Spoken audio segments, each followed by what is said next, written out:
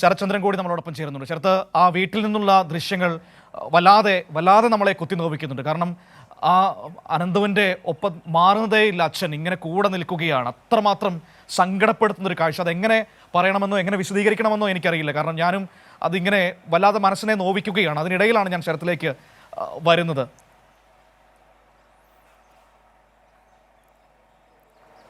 അതെ, മനുവും സച്ചിനും തമ്മിൽ സംസാരിക്കുന്നത് കേൾക്കുകയായിരുന്നു. ആ വീട്ടിലെ ദുഃഖകരമായ അവസ്ഥ അത് ഏവരെയും വേദനിപ്പിക്കുന്നതും വല്ലാതെ സങ്കടപ്പെടുത്തുന്നതും തന്നെയാണ്. നമ്മൾ നേരത്തെ അക്കാര്യം സംസാരിച്ചു വന്നതുമാണ്. അതിനിടയിൽ മനു പ്രധാനപ്പെട്ട ഒരു കാര്യം മുമ്പ് സൂചിപ്പിച്ചിരുന്നു. പ്രതിപക്ഷ നേതാവിൻ്റെ പ്രതികരണം അത്ഭുതപ്പെടുത്തുന്നതാണ്.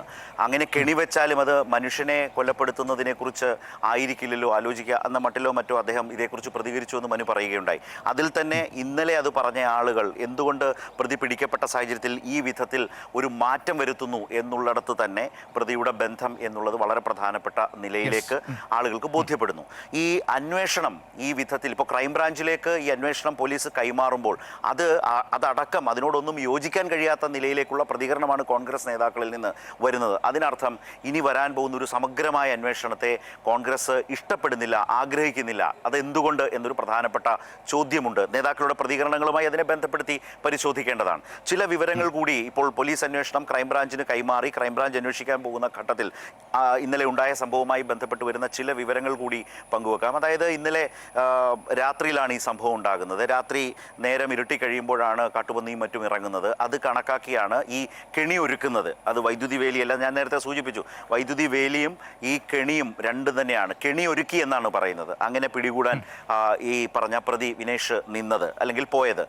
ആ സമയത്ത് ആണ് ഇതറിയാതെ ഈ കുട്ടികൾ ആ കെണിയിൽ പെട്ടുപോകുന്ന സമയത്ത് അറിയുന്ന പോലീസ് അന്വേഷണത്തിൽ മനസ്സിലായ ഒരു കാര്യം, ഈ പ്രതി തൊട്ടടുത്ത പറമ്പിലുണ്ടായിരുന്നു. ഈ കുട്ടികൾ ആ തോട്ടിൽ പിടയുമ്പോൾ ഈ പ്രതി തൊട്ടടുത്ത പറമ്പിലുണ്ടായിരുന്നു. അവിടെ ഒളിഞ്ഞിരിക്കുകയായിരുന്നു. ആളുകൾ ഒത്തുകൂടുന്നു, എത്തിച്ചേരുന്നു, ആംബുലൻസുകൾ വരുന്നു. അങ്ങനെ രംഗം വലിയ തോതിൽ മാറുന്നതറിഞ്ഞ് ഇയാൾ വീട്ടിലേക്കടക്കം ഫോൺ ചെയ്ത് പണവും വസ്ത്രവും റെഡിയാക്കി വെക്കാൻ പറയുന്നു. ഇതുമായി ഒളിവിൽ പോവുക, ഇവിടെ പ്രദേശത്ത് നിന്ന് കടക്കുക എന്നുള്ളതായിരുന്നു പ്രതിയുടെ പ്രധാനപ്പെട്ട ലക്ഷ്യം. അതിന് അയാൾ അവിടെ നിന്ന് ആ അടുത്ത പറമ്പിൽ നിന്ന് രക്ഷപ്പെടുന്ന ഘട്ടത്തിലാണ് പോലീസ് ഇതിനോടകം തന്നെ പിടിച്ചത്. യഥാർത്ഥത്തിൽ ഈ വിഷയത്തിൽ വഴിക്കടവിൽ ഈ പ്രതിയെ സഹായിക്കുന്ന ആളുകൾ, അവരുടെ രാഷ്ട്രീയമൊക്കെ ഇതിനോടകം തന്നെ വെളിപ്പെട്ട് കഴിഞ്ഞു.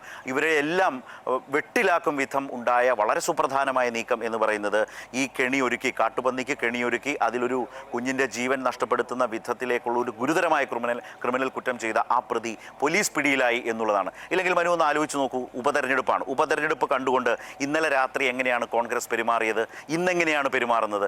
ഇന്നലെ ഇതൊരു സ്റ്റേറ്റ് സ്പോൺസേഡ് മർഡർ എന്ന് പറഞ്ഞ, കൊലപാതകം എന്ന് പറഞ്ഞ ആളുകൾ ഒരുപക്ഷെ ആ പ്രതി ഒളിവിൽ പോകുന്നു എന്ന് വന്നാൽ നേരെ തിരിയില്ലേ? സ്വാഭാവികമായും ആ പ്രതിയെ പിടികൂടണം എന്ന നിലയിലേക്ക് ഈ അനന്തുവിനൊപ്പം നിൽക്കുന്ന ആ കുടുംബത്തോടൊപ്പം, ആ കുടുംബത്തിൻ്റെ ദുഃഖത്തോടൊപ്പം ആണ് എന്ന മട്ടിൽ ഇന്നലെ രാത്രി കണ്ട ആ സമരത്തിനെ മറ്റൊരു തലത്തിലേക്ക് കൊണ്ടുപോവുക എന്ന് പറയുന്ന ആലോചന അല്ലെങ്കിൽ ആ താല്പര്യം അല്ലെങ്കിൽ ആ പരിശ്രമം അല്ലെങ്കിൽ അങ്ങനെ കരുതിയത് പൊളിഞ്ഞു പോയത് ഈ പ്രതി പിടിക്കപ്പെട്ടിടത്താണ്.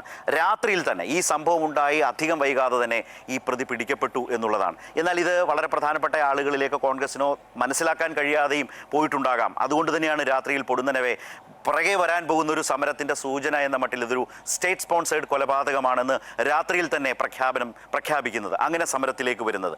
അങ്ങനെ പ്രതി പിടിക്കപ്പെട്ടില്ലായിരുന്നുവെങ്കിൽ പ്രതിയെ പിടിക്കണം എന്ന നിലയിലേക്ക്, തെരഞ്ഞെടുപ്പിൻ്റെ ആ പ്രതിക്ക് ഒത്താശ ചെയ്യുന്നു എന്ന നിലയിൽ വനം വകുപ്പും പോലീസും ഒക്കെ പ്രതിക്കൊപ്പമാണ് എന്ന നിലയിലേക്ക് ഒരു നറേറ്റീവ് കൊണ്ടുവരാൻ, ഒരു ആഖ്യാനം കൊണ്ടുവരാൻ, അതിലൂടെ മുന്നോട്ട് പോകാൻ ശ്രമിച്ച ഇടത്താണത് പൊളിഞ്ഞു പോകുന്നത്. പിന്നീട് കാര്യങ്ങൾ വെളിച്ചത്ത് വരുമ്പോഴാണ് പറയുന്നത് അങ്ങനെ മനുഷ്യനെ കൊല്ലാൻ കെണിവെക്കുമോ എന്ന നിലയിലേക്ക് ആ ചോദ്യം മാറുന്ന, ആ ചോദ്യം ആർക്ക് അനുകൂലമാണ് എന്നുള്ളത് കൂടി ഒന്ന് ആലോചിച്ചാൽ മതി. രണ്ടാമത്തെ പ്രധാനപ്പെട്ട കാര്യം, ഇവർ തന്നെ ഇട്ട ഈ വാചകം, ഈ വിശേഷണം സ്റ്റേറ്റ് സ്പോൺസേഡ് കൊലപാതകം എന്നത് ആളുകൾക്ക് മനു ഒരു കാര്യം കൂടി ചോദിക്കാമല്ലോ. ഗ്രാമപഞ്ചായത്ത് സ്പോൺസേഡ് കൊലപാതകമാണോ ഇത് എന്ന് ചോദിക്കാൻ നാട്ടുകാർക്ക് ചോദിക്കാൻ അവസരമൊരുക്കിയില്ലേ? അവിടെ കാട്ടുപന്നികളെ കൊല്ലാൻ വകവരുത്താൻ സംസ്ഥാന സർക്കാർ ഈ ഏറ്റവും ദുഷ്കരമായ കേന്ദ്ര വന നിയമം നിൽക്കുമ്പോൾ തന്നെ ഉത്തരവ് കൊടുത്തിട്ട് എന്തേ വഴിക്കടവ് പഞ്ചായത്ത് അതിന് തയ്യാറാകാതിരുന്നത്? പകരം ഇത്തരത്തിലെ നായാട്ടുകാർക്ക് പണമുണ്ടാക്കി മനസ്സിലാക്കാൻ ആ പണം എവിടേക്കൊക്കെ എത്തിയിട്ടുണ്ട്, ഇങ്ങനെ പിടിക്കപ്പെട്ട മാംസം എവിടേക്കൊക്കെ വീതം വെച്ച് പോയിട്ടുണ്ട്, ഇതിൻ്റെ വിഹിതം, സാമ്പത്തിക വിഹിതം എവിടേക്കൊക്കെ പോയിട്ടുണ്ട്, അതുപോലെ തന്നെ പിടിക്കപ്പെടുന്ന ഘട്ടത്തിൽ ഈ പ്രതിയുടെ ഫോൺ കോളുകൾ വീട്ടിലേക്ക് പോയതുപോലെ ആരിലേക്കൊക്കെ പോയിട്ടുണ്ട്, ഇതെല്ലാമാണ് അന്വേഷിക്കണം. അതാണ് പറയുന്ന ഗൂഢാലോചന. അല്ലാതെ ആ കുഞ്ഞിനെ കൊല്ലാൻ കെണിവെച്ചതിലെ ഗൂഢാലോചന എന്നല്ല. ഈ പ്രതിക്ക് ഈ വിധം ലഭിച്ചിട്ടുള്ള ഒത്താശകളുടെ ഗൂഢാലോചന ക്രൈംബ്രാഞ്ച് അന്വേഷണത്തിൽ വരേണ്ടതുണ്ട്.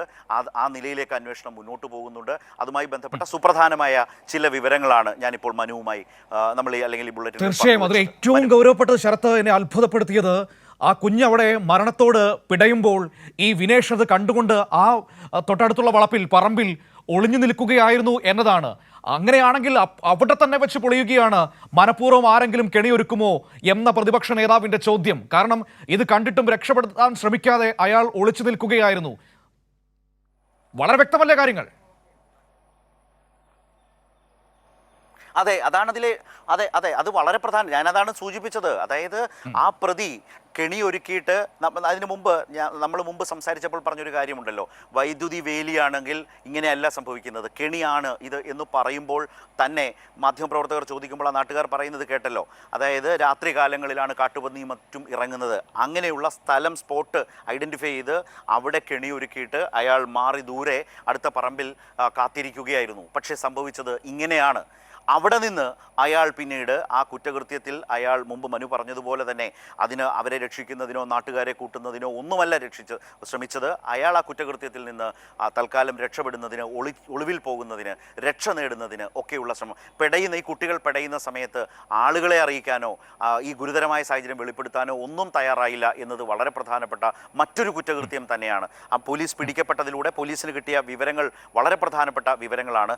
അതിൽ ഒരുപാട് തലങ്ങളുണ്ട് എന്നതുകൊണ്ട് തന്നെയാണ് ഈ അന്വേഷണം ക്രൈംബ്രാഞ്ചിലേക്ക് കൈമാറിയിട്ടുള്ളത്. ഈ പ്രതിക്ക് ആ പ്രദേശത്തെ പ്രാദേശിക തലത്തിലെ ഗ്രാമപഞ്ചായത്ത് ഭരണം UDFന്റെ കയ്യിലാണ്. ആ ഗ്രാമപഞ്ചായത്ത് ഭരണവുമായിട്ടുള്ള വലിയ സ്വാധീനം വളരെ പ്രധാനപ്പെട്ടത് തന്നെയാണ്. അപ്പോൾ ഈ ഒരു കരാറുകാരനെ പോലെ ഇയാൾ ആ പഞ്ചായത്തിൽ പെരുമാറുകയായിരുന്നു. പഞ്ചായത്ത് കാട്ടുപന്നികളെ വകവരുത്തി നാട്ടുകാരെയും കൃഷിക്കാരെയും അവരുടെ സ്വത്തും ജീവനും സംരക്ഷിക്കണം എന്ന ഉത്തരവാദിത്വം നിറവേറ്റാതെ ഇത്തരം നായാട്ടുകാർക്ക് അതിന് നായാട്ടുകാർക്ക് വഴിയൊരുക്കിയപ്പോൾ അതിലൂടെ വന്നിട്ടുള്ള അയാളുടെ ലാഭം ഈ പറഞ്ഞ പ്രാദേശിക തലത്തിൽ ഈ നേതൃത്വങ്ങളിലേക്കൊക്കെ പോയിട്ടുണ്ടോ എന്ന പ്രധാനപ്പെട്ട അന്വേഷണം ക്രൈംബ്രാഞ്ച് നടത്തേണ്ടതായി വരും. വലിയൊരു രാഷ്ട്രീയ ചോദ്യം കോൺഗ്രസ് നേരിടുന്നുണ്ട്. അത് എന്താണെന്ന് വെച്ചാൽ ഈ പഞ്ചായത്തിലെ വൈസ് പ്രസിഡന്റ് അടക്കമുള്ള ആളുകൾ ഇപ്പോൾ സംശയത്തിൻ്റെ നിഴലിലാണ്. ഈ പ്രതിക്ക് നൽകിയിട്ടുള്ള ഒത്താശകൾ എന്ന ഗുരുതരമായ ആരോപണം ഉയർന്നിട്ടുണ്ട്.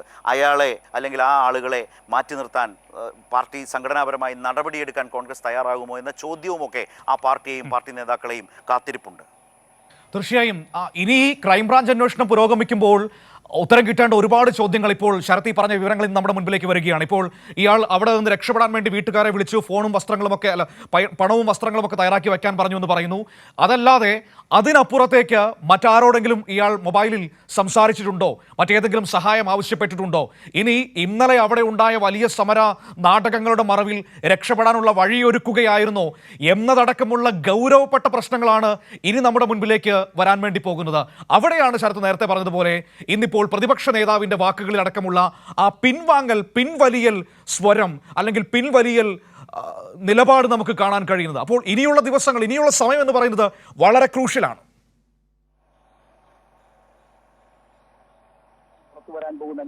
അതെ, അത് തന്നെയാണ് വളരെ പ്രധാനപ്പെട്ടതാണ് ഈ അന്വേഷണത്തിൽ ഇനി പുറത്തു വരാൻ പോകുന്ന അന്വേഷണങ്ങൾ. ഒരു പക്ഷേ ഇന്നലെ ആ പ്രതിയെ പോലീസിന് പിടികൂടാൻ കഴിഞ്ഞിരുന്നില്ലെങ്കിൽ ഇന്നലെ രാത്രിയിൽ ജ്യോതികുമാർ ചാമക്കാലയും UDF സ്ഥാനാർത്ഥി അരിയാടൻ ഷൗക്കത്തുമൊക്കെ ഇന്നലെ നിലമ്പൂർ ടൗൺ കേന്ദ്രീകരിച്ച് നടപ്പാക്കാൻ ശ്രമിച്ചതോ തുടങ്ങിവെച്ചതോ ആയ, അല്ലെങ്കിൽ നേരത്തെ മനു പറഞ്ഞ പോലെ ആ മിൽമ കൗണ്ടറിന് മുമ്പിൽ ഒരു കപ്പ് ചായയുമായി ഇരുന്ന് പാതിരാത്രിയിൽ ഏതാണ്ട് ഒരു ഏറ്റെടുത്ത മിഷൻ മുന്നോട്ട് പോകുന്നുവെന്ന ആത്മസംതൃപ്തിയോടെ ഇരുന്ന ആ നേതാക്കൾക്ക് ഇന്ന് പുറത്തിറങ്ങാൻ കഴിയുമായിരുന്നു.